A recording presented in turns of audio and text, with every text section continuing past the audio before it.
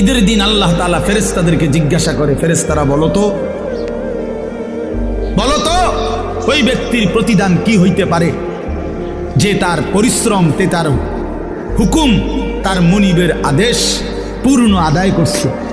যেই কর্মচারী তার কর্ম ঠিক মতো 100 পালন করছে,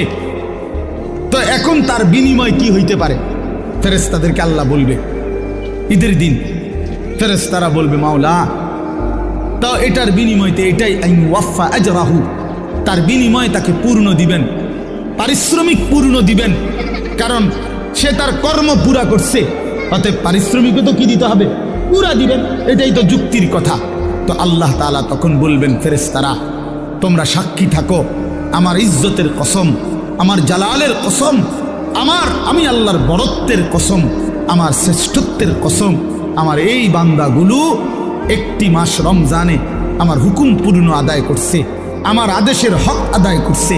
রমজানের হক আদায় করছে। আজকে আমি আল্লাহ ঈদের দিনে ঘোষণা দিলাম তোমাদের সামনে, কাদ গাফারতু লাকুম, আমি আল্লাহ